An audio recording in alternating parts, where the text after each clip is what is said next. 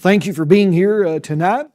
We are rapidly going through this quarter of study. I think this is lesson number 8. You can find it there on your workbook. We're continuing to study the little one-chapter book, the one-chapter letter of Jude. Right before you get to the last book in your New Testament, the book of Revelation, you'll find Jude and the letter that he wrote.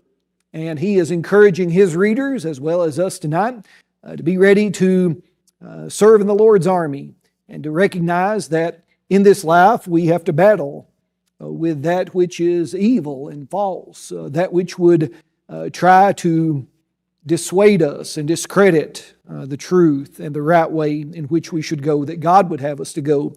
And so certainly that's something that may sound a bit harsh in some respects, but nevertheless, the Bible points it out, and all of us know, even by our own life experiences, there's good and there's evil in the world. There's right and there's wrong. There's light and there's darkness. And so Jude is writing to help us try to differentiate between the two. And tonight, verses 12 and 13, these verses will be the verses that are under consideration. We're calling this Analogies of Iniquity.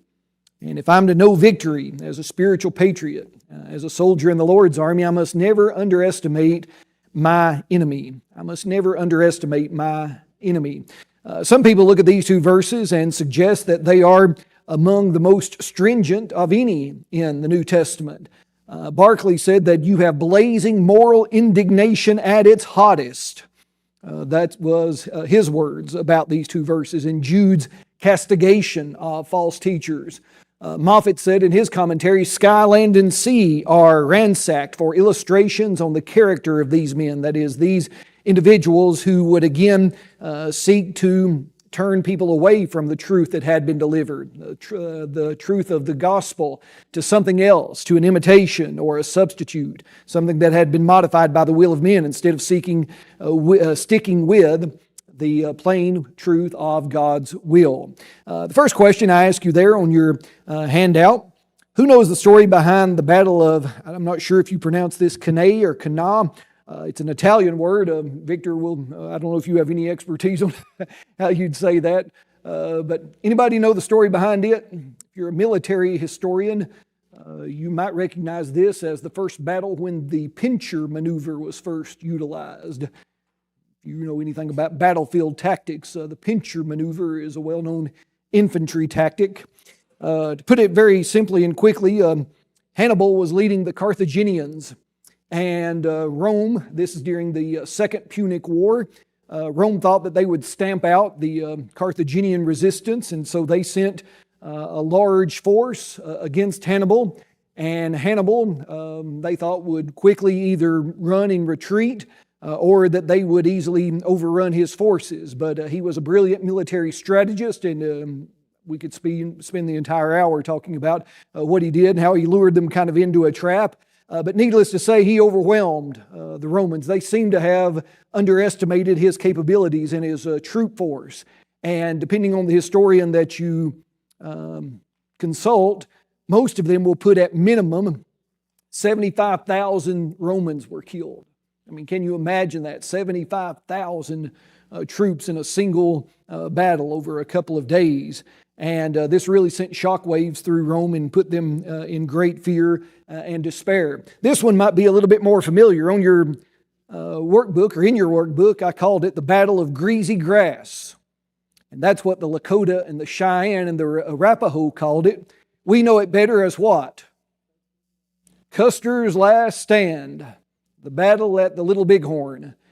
And again, depending on the source you consult and their particular slant on the situation, you will read a number of reasons why the 7th Cavalry was soundly defeated. And it was once believed and reported that 15,000 died in that conflict, and Custer's entire, those under his command were completely wiped out. Some now say that maybe a few stragglers might have survived that were under the leadership of some other men, but the battle at the Little Bighorn there, you see where Sitting Bull, I think that a Crazy Horse was also involved in that battle. If you're a Wild West historian and fan, you know some of that. But General Custer seemed to have, at least the consensus is, have underestimated his enemy. And again, with disastrous results. Now, today, spiritually speaking, if we underestimate our enemy, which is, of course, the evil one, Satan, the devil, and I want to be careful not to necessarily label people as enemies. I don't think that that's very helpful. We're not trying to say that people themselves are enemies, but when we deal with those who are advocating for or trying to, again, keep us from the truth of God's Word, they are certainly opponents. And we need to help them, again, bring their understanding and their beliefs and behavior in line with the will of God. So that's what Jude is going to continue to try to impress us with, and to help his original readers really see just the seriousness of these people and what they were doing. Here's how he describes them, verse 12 and 13. These are spots in your love feast, while they feast with you without fear, serving only themselves. They are clouds without water, carried about by the winds, late autumn trees without fruit, twice dead, pulled up by the roots, raging waves of the sea, foaming up their own shame, wandering stars for whom is reserved the blackness of darkness forever. Now, we don't necessarily use that type of eloquent, flowery language today when we're trying to describe a situation, but certainly here Jude is again using these comparisons in a way that is not meant to be in any way complimentary. This is very, very stern in what he's doing. And so let's kind of go through it. He first mentions, he said, they are spots in your love feast. Maybe the first question to ask is, what's a love feast? You ever heard of one of those? You've heard of it, but you just have heard it called by a different name. We call them what? A fellowship meal or a potluck. These were meals shared by Christians in the first century. And if you want a comparison passage, you can go over to 1 Corinthians 11, where Paul describes them and how the church at Corinth was guilty of some abuses regarding their kind of mix-up and commingling of this regular meal with the Lord's Supper and the failure to differentiate between the two and the purpose of each. He sought to correct, and that's another study for another time. We cannot explore that in detail this evening, but in the first century, there were no facilities like this one in existence. Sometimes people have asked, when was the first quote-unquote church building constructed? And that's really a question we can't answer. There were certainly synagogues that were utilized. Of course, we know that Jesus often went into the Jewish synagogue, and a synagogue is just the Greek word for a meeting place or an assembly place. And from what we know, if you had 10 Jewish men in a location, you could build or constitute a synagogue, and you could meet together, and oftentimes they did build buildings for that purpose. And Jesus utilized those. Paul utilized those on his missionary journeys. No doubt Peter and others did also. And so in one sense, you could call those a church building in a sense. But as far as a Christian church building dedicated just for that cause, there are some that suggest they appeared maybe around the start of the 3rd century, so somewhere around 200 AD. There's some scholars that suggest they may have started to appear then in isolated places, but remember Roman persecution, the persecution by the Roman Empire still waned and would intensify over time at different points depending on the emperor and his posture toward Christianity. And so really they didn't start to be built in mass. And when I say in mass, I mean many of them, not the Roman Catholic idea of mass, but they were not built in multiple sites with frequency and with regularity until after Constantine's edict and the quote-unquote legalization of Christianity in the Roman Empire after 323. But nevertheless, these love feasts, I say all of that to say, typically Christians met in houses. And we see that in some of Paul's letters. You'll know he'll say, greet those that are in the house of so on and so forth. He'll say that. And what he means by that is just this. Someone had become a Christian, and that individual, that man, was wealthy enough to perhaps have a home that was large enough to accommodate the Christians meeting in that area. As they did, for instance, Paul mentions Philemon in that epistle, that the church that would meet in the home there of Philemon. And so these love feasts were just kind of a natural outgrowth of being perhaps in that house church setting. And the rich would be, generous in sharing their food with those that are poor. Many early Christians, from what we know from historical sources, were from the lower classes. Many of them were slaves. And so this might have been one of the few times each week that they got, a good meal. Or certainly there was more of a bountiful meal maybe offered at these times. And so eating together, it does something that we even recognize today. It builds camaraderie, it builds community. But Paul says these men, that is these false teachers that he's been describing since verse 4 and onward. He said these men are spots in your love feast. Now, if you have another version, you might have a different word than spot. Anybody have a different word than spot there? It says what? Rocks. Now you might say, how do spots and rocks go together? We'll talk about that momentarily. Anybody else got a what, Brian? Hidden reefs. That's the one that I like. And the idea of rocks and hidden reefs, you say, well, those don't go with spots, and you're right. But that's probably the more accurate rendering. The word that Paul uses in this particular passage is a word that's spilos in Greek, which just means a sharp outcropping of a rock. And especially it referred to in that area where the sea, the Mediterranean Sea, of course, bordered Israel and most of Paul's journeys in Asia Minor, modern-day Turkey and Greece and Italy, of course, the Mediterranean. They were very well acquainted with that great body of water. And Paul and others, as they would travel from place to place, often utilized, of course, ship travel to do so. And as they got closer to shore, there would be some of these hidden reefs, these hidden rocks. You remember when Paul is on that missionary journey of sorts, or his journey to Rome, however you want to describe it. Near the end of the book of Acts, it talks about on one occasion, you remember the men are making soundings. And what I understand, that they would just take a rope and tie some sort of weight on the end of it, and of course throw it overboard. And once it hit the bottom of the sea, then they could measure it and say, okay, we're in water this deep. They would travel on a little closer and throw it overboard again, and maybe, not so much rope went out, and so they know the water's getting more shallow. But there was always the danger that some of these rocks or sandbars or reefs or whatever you want to call them might be hidden. I remember when the boys were, they were big enough to play in the ocean, but we went with one of our elders, actually a couple of them, Sarah's nephews, Lynn and Alan, to Cinnamon Beach. It's on the, I can't remember if it's on the Gulf or the Atlantic side of Florida, but anyway, they warned us when we got out there. We were, spending vacation with them. They said, watch out, there's some hidden rocks.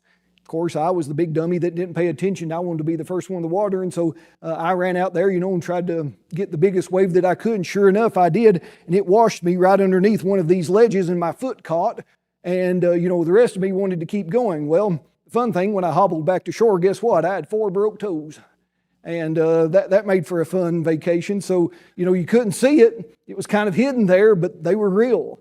And, of course, in these settings that Jude's describing, these, hidden rocks could shipwreck, a vessel. And so here, these men are described in that way. Paul, interestingly, you remember when he writes to Timothy, he said, some men have shipwrecked their faith. That's a very vivid image, isn't it? When you suffer shipwreck, you're really talking about loss. You're talking about a great tragedy indeed. And so this word here for spot, some versions say stains.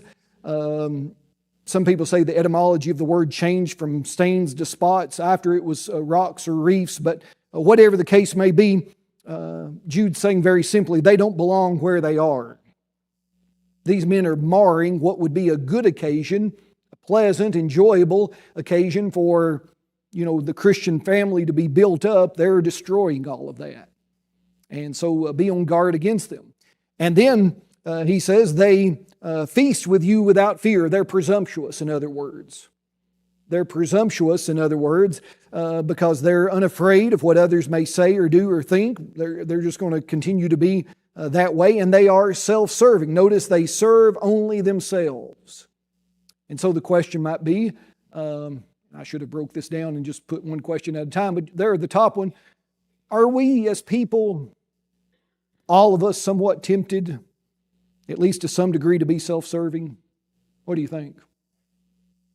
I see most everybody shaking their head. Why do you think that's the case? Got any? Okay.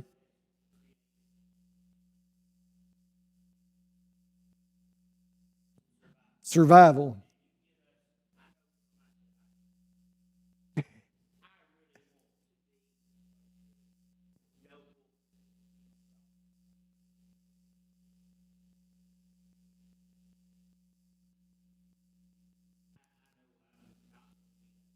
Yep. Do you think maybe at some deep, deep level it's fear? If I don't take care of me, who's going to? Yeah, if you're too nice. If you say Frank and Larry can have the coconut pie, they're going to take it every time. You're going to go home, and pout and say, they should have offered me some. I don't know, that we could analyze this, and I know we've done some of this lately, but it's amazing just going back to, the Garden of Eden and seeing all of these things that just kind of keep coming up when you look at it from different vantage points. I mean, Eve was tempted to say that, God wasn't giving her what she needed, and she lived in paradise. Okay. Selfish and self-serving. Is there a difference, Doug asked? Anybody want to take a stab at it?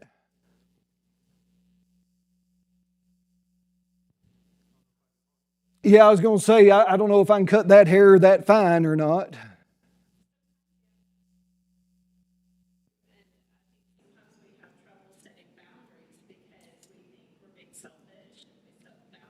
That's very important, and Heather comes from a work experience, a work setting where that's very crucial, and you see the fruits of that every day, I know. And one of the things, if Adrian were here, this is his wheelhouse. This is what he's studying in his entire counseling program. It's the boundary counseling paradigm that a couple of guys, Cloud and Townsend are their names, that's what they've done their entire research on. And it's the idea that what do I keep out and what do I let in? And kind of the idea of a boundary as a fence. Our parents, we talked about boundaries in parenting. And sometimes you have to be, for the good of the child, what they might think selfish in restricting their behavior or actions or otherwise. And so we know that there's a good thing that happens when we're setting boundaries, but there's also many negative consequences when we are self-serving just for our own promotion. When I'm climbing the ladder, and if I'm climbing the ladder and I have to step on you to get a rung higher, I'm going to do that.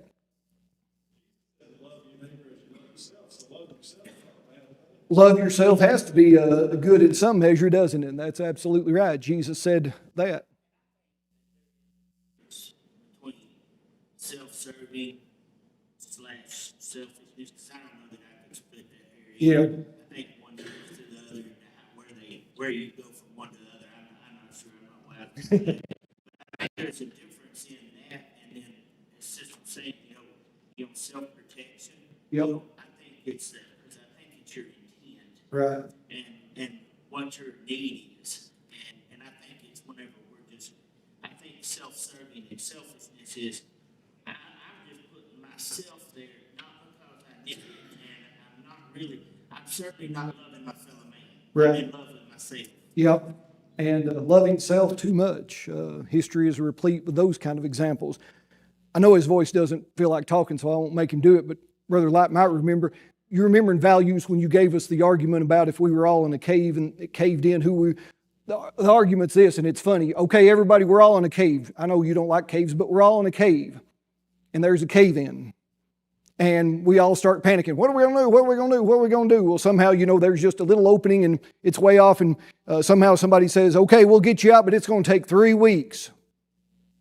3 weeks, that's the word. So guess what? We have to decide now to do what? Who are we going to eat first? Right? I mean, we have to decide who we're going to eat first. So, there's a lot of criteria you can base that on. And I won't, we can talk to you about it later, some of the fun things that some of our classmates come up with for how to answer that question. But that's just a fun thing that popped in my mind when I think about self-serving. But these guys are turning their feast or these times for community and camaraderie into, again, selfishness.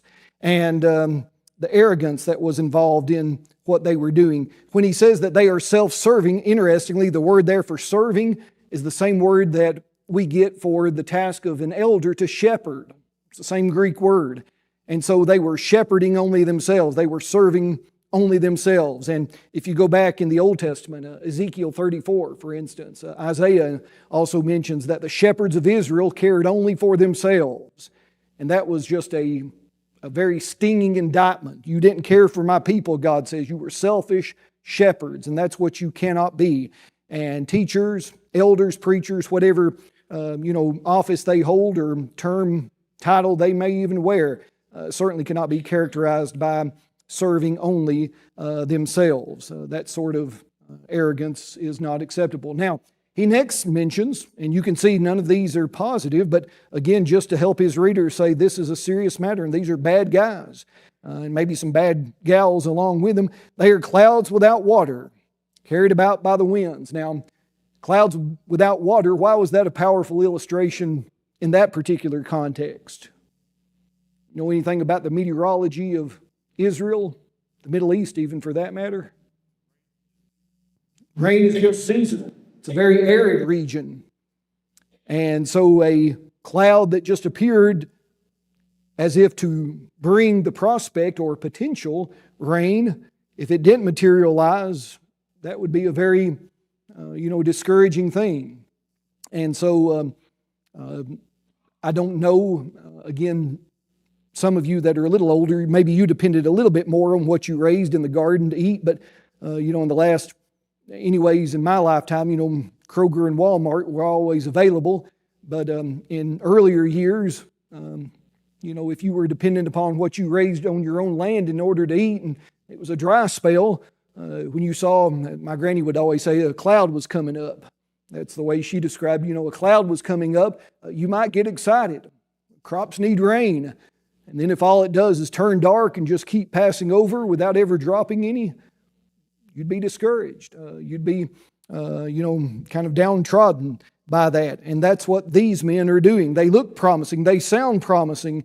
They look substantial, as if they'll bring something beneficial and worthwhile, but they're just clouds without water, carried about by the wind, just on and gone, and nothing beneficial in that.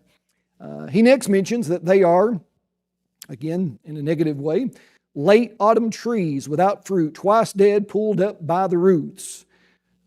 What do you think he means by that phrase, twice dead? How can something be twice dead? Either it's dead once or, not dead at all, but twice dead?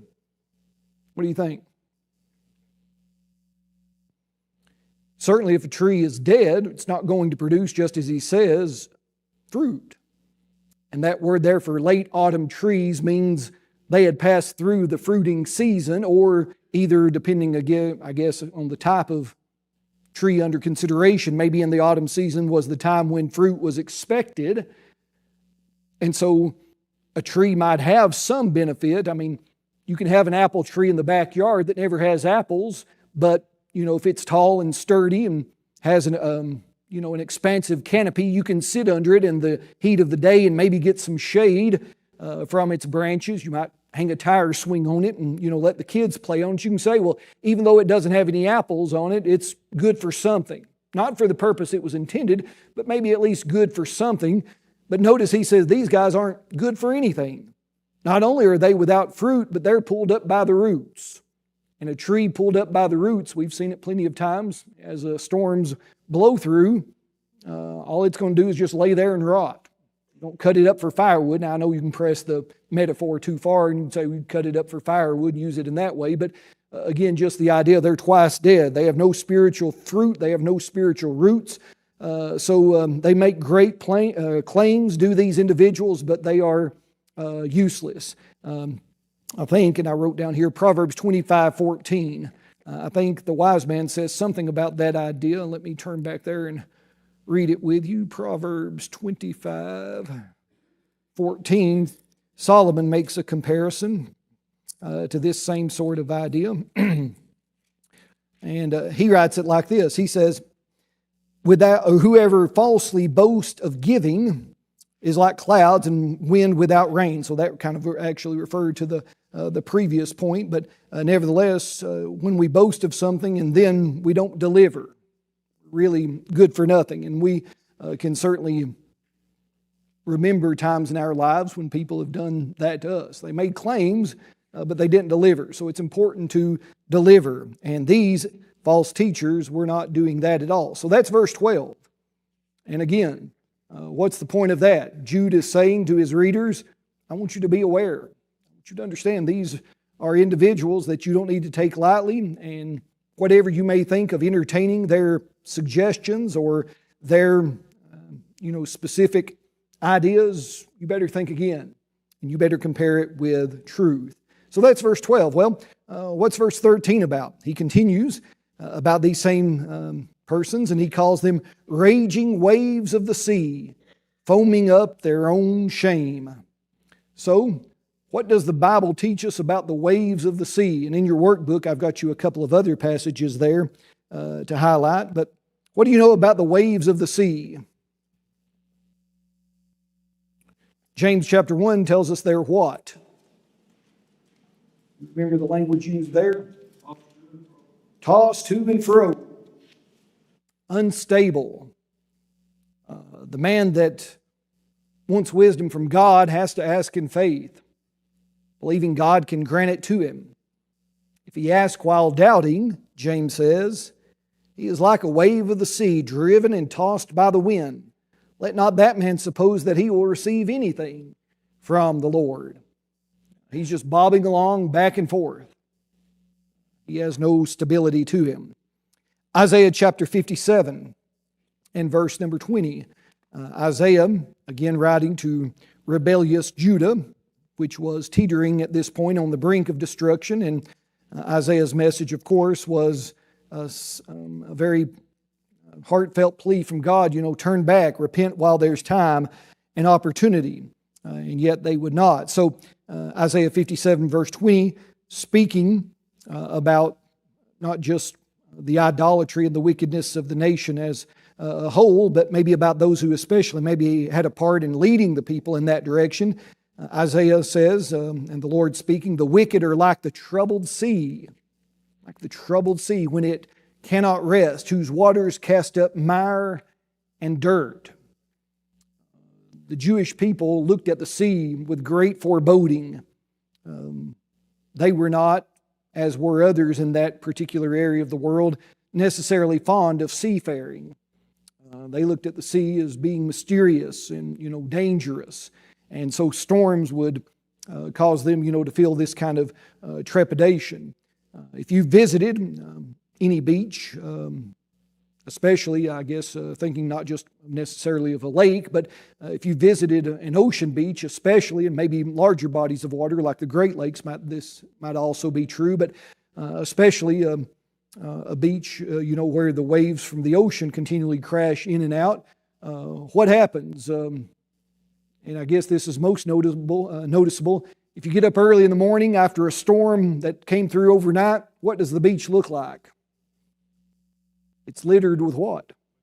Yeah, all types of junk and stuff. Now, sometimes you can find some neat little shells maybe that came along, but a lot of times you'll find maybe driftwood increasingly. At least I'm told that it's a problem. You'll find trash, plastic bottles and things like that, but driftwood or whatever the case may be. So all of that is washed ashore, and all of that just mars what would be a beautiful landscape. Takes the pretty white sand, and discolors it and so forth. And so these individuals, Jude says, they're raging waves of the sea, foaming up their own shame. Their own shame should be something that would cause them to be deterred or maybe restrained in their behavior, but instead they're just relentless, like waves that keep pounding the shore. They don't even care about their wickedness.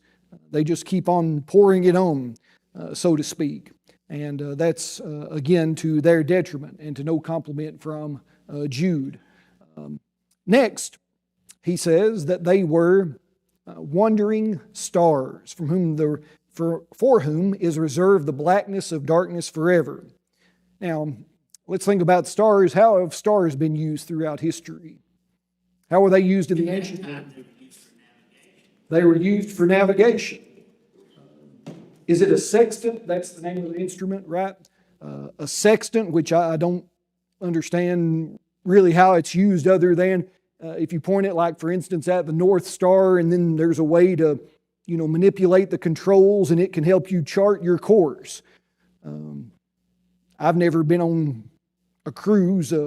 Only cruising I've done is our local lakes. I was on the Tennessee River once, but I've never been on a larger body of water than the Tennessee River. But those of you that have cruised or, been in the Navy especially or otherwise, once you get out of sight of land, there are no signposts that says, turn here or whatever. It's just that vast body of water. To me, that just, I don't know, I'm not really a fan. In my way of thinking, I'm more of a, hills and mountains kind of guy, I guess. But if you're going to navigate on the water, you've got to have something that's constant. And the stars provided that. How are some other ways that stars were used in antiquity? Yeah. Do what? Yeah, for calendars. The minds were about as good as math as I was. No, they were a lot better. But they said things were going to, shut down in 2012. Well, here we are. But again, speaking in ignorance, from what little I do know, it was amazing some of the buildings they constructed and how they were coordinated with the stars. And the coordinates, have fascinated researchers even to the present. I'm told, and again, I speak in ignorance. If some of you have studied it more extensively, feel free to chime in. I've been told that things like the pyramids even have certain certain coordinates, certain, directional turns that correspond with where stars are at different times in the year. It's thought that places like Stonehenge in England were used somehow in connection with the stars. And of course, there were a lot of even kind of blended religious practices. And when I'm saying religious practices, we're talking about things not anything akin to what Scripture teaches, but all types of other beliefs, mythological and otherwise, that somehow played off of, the position of the stars and where they would be and so on and so forth like that. What knowledge Jude has of any of that, I'm not sure. He probably did know, even from that time period, though, that stars could be used for navigation. I don't know that he knew much about astrology. Maybe he has heard something, and this goes back even to the time of Abraham, we believe, in Persia or the Chaldees, depending on how you want to label that particular area of the world, that they built ziggurats and they had certain worship practices of sorts to certain deities connected with the stars. But Jude says these men are wandering stars. And the idea of wandering there in front of a star is you can't count on it being where it should be. That's the whole principle behind, of course, using a star as a navigation. That it's where it's supposed to be, that you can count on it to, judge your position accordingly and then go based upon where the star is and where you are in the direction you want to go. So wandering stars, is that a positive or negative thing here? It's a negative thing. Can't count on it. And God has so finely tuned our universe that all of those things can be utilized as they are.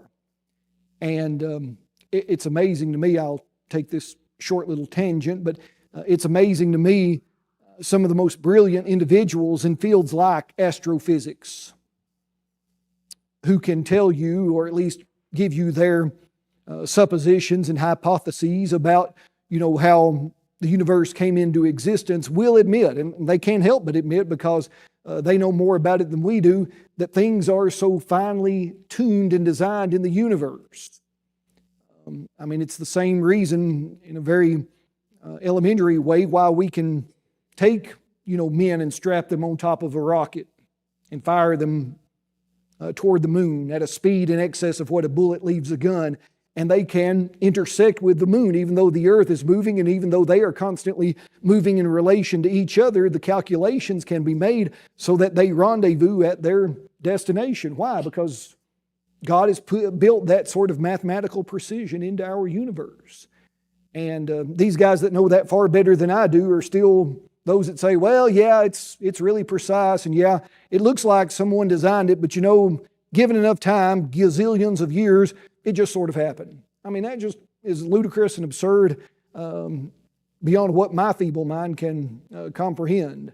If there's a design, there has to be a designer, and God is that great designer. But these men, Jude says, were wondering. Now, when he mentions that they're wandering stars reserved for the blackness of darkness forever, I did some research on that, and what was suggested to me, both by modern commentators and even going back to some of the patristic writers, the early church fathers, they said that this might refer to phenomena like asteroids or comets, if you want to call them, I guess by their common name, shooting stars.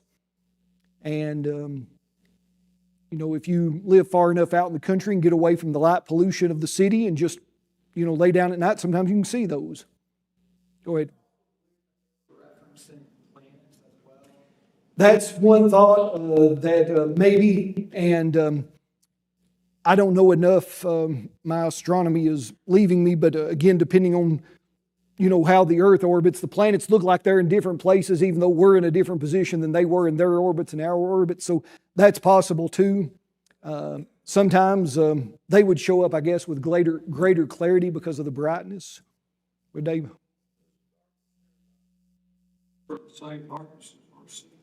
It could.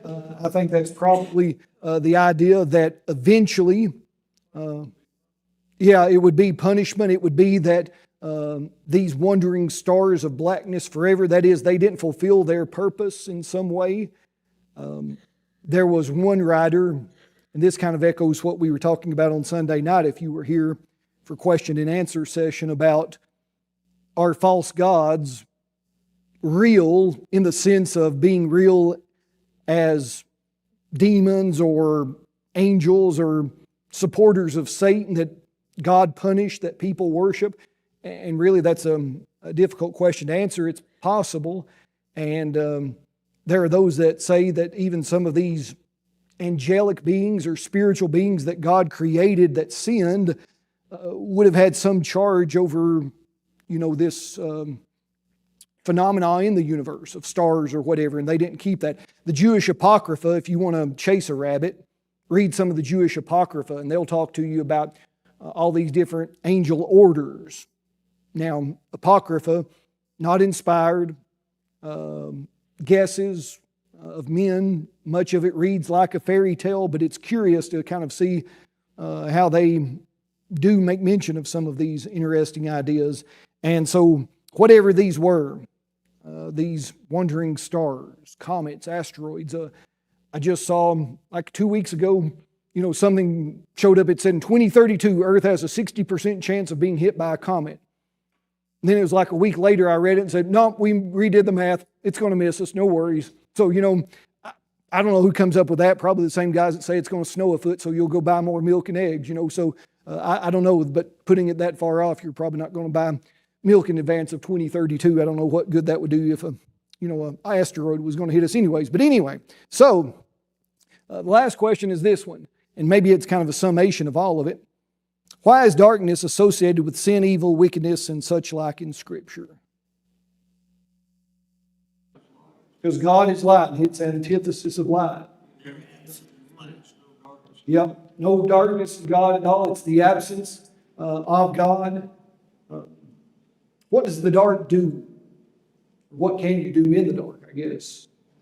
You can hide. You can avoid exposure. Do what? Another thing you have to think about this is we don't really appreciate darkness now. We have Sure. light and flip of the switch. But in those times, darkness, that was the end, that's it. I think it was a whole lot stronger parallel at that time than kind of what we see and we think about it now. Absolutely. And I don't believe in evolution, but it's interesting. I've read some evolutionary biologists that talk about how much artificial light has harmed our species. Now, again, what they're looking at, maybe they're just talking about on a micro level, how we have changed over the years with the advent of artificial light. But that's an interesting thing. Victor.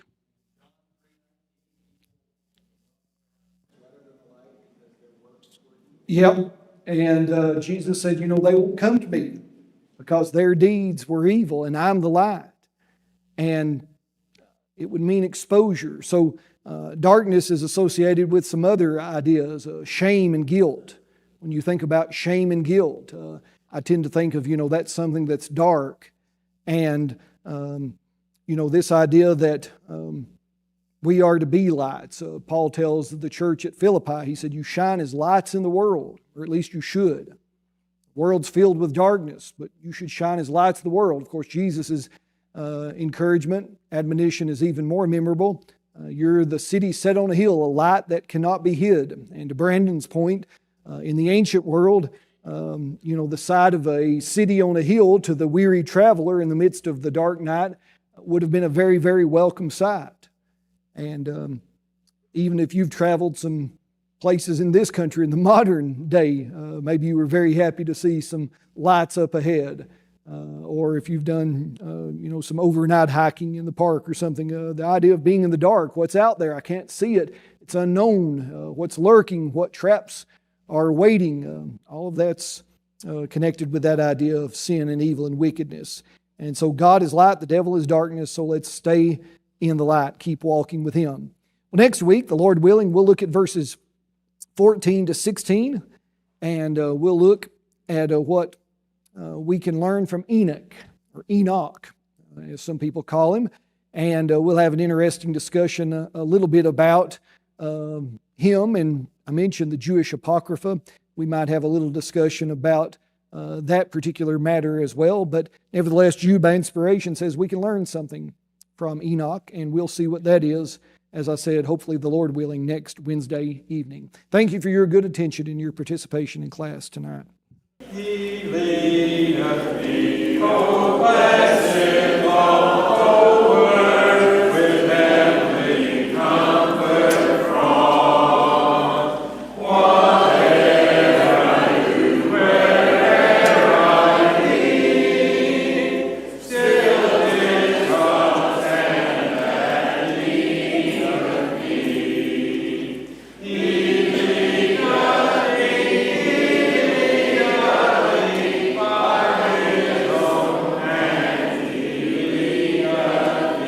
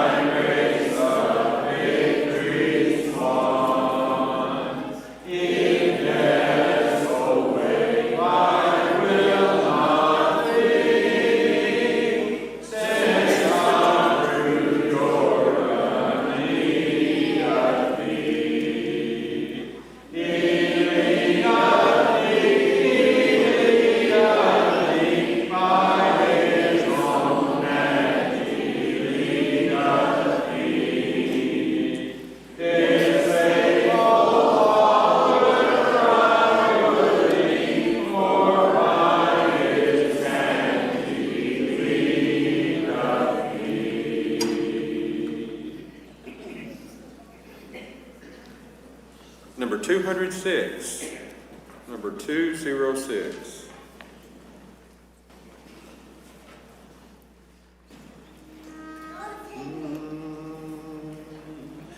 Hark, 'tis the shepherd's voice I hear, out in the desert dark and drear, calling the sheep who've gone astray, far from the shepherd's fold of the way. Bring them in, bring them in, bring them in from the fields of sin. Bring them in, bring them in, bring the Lord ones to Jesus. Oh, Lord, help this shepherd kind, help him the wandering ones to find. Oh, bring the lost ones to the fold, where they'll be sheltered from the cold. Bring them in, bring them in, bring them in from the fields of sin. Bring them in, bring them in, bring the Lord ones to Jesus. Out in the desert hear their cry, out on the mountain wild and high. Hark, 'tis the Master who speaks to thee. Go find my sheep wherever they be. Bring them in, bring them in, bring them in from the fields of sin. Bring them in, bring them in, bring the wandering ones to Jesus. Good evening. All right. Today's this evening's verse is going to be 1 Timothy 4:12. Let no one despise your youth, but be an example to the believers in word and conduct and love, spirit and faith. And I'm going to talk to you a little bit about this past weekend at the Challenge Youth Conference. It was so exciting. And I want you to imagine being in a room, 12,000 young adults. A lot of young adults. And you have a sin that is just good enough for you to not get rid of. All right? It's perhaps a sin that you're like, hey, as long as no one is bothered by it, as long as no one knows about it, I'll be okay. Well, during that weekend, we had heard about this theme. The theme was look up. Look up to Christ for your faith. Look up to Christ to learn why it's important to be a believer. And most importantly, look up to Christ to learn why staying away from sin is so important. Well, one of the 12,000 young adults there heard these words and realized, I need to do something about this. I need to change my ways. And you know what this guy did? Not me, but the person I'm describing. Came up and he brought the very device that was causing him to sin. He brought it up and he gave it to an elder and he said, take it. I don't want it. I don't need it. And I'm changing my ways. How incredible is that? How wonderful is that? And I couldn't help but think of that verse again. Let no one despise your youth, but be an example to the believers in word and conduct. I mean, that was an example. I wish I had that ability. I wish I had that amount of guts to go forward in front of 12,000 people and say, here is the item that is causing me to sin, take it. I don't need it. That's incredible. And I'm so so thankful for the parents who allowed their young adult to go with us over the weekend. I believe they were all highly encouraged. They were all incredible young adults. I mean, they were just fantastic the entire time. So I want to thank those parents who allowed their child to come. And I know they got a lot out of it. And if you are someone who's wanting, just, you're on the edge. You have your sin. You're okay with it. You know it's a sin, but you're okay with it. Make today that day when you cross over and you realize, this is wrong and I need to change my ways. If you have that item with you, just bring it forward. Let it go. And if you're a Christian and you need the prayers of this congregation, please come forward as we stand and sing.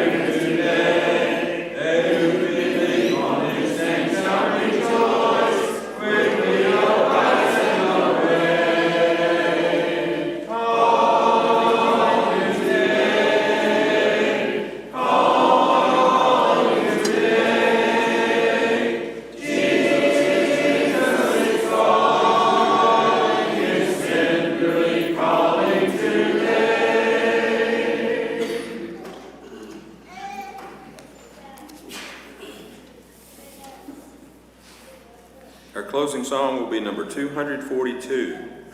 Number 242. We'll sing the first and third verses.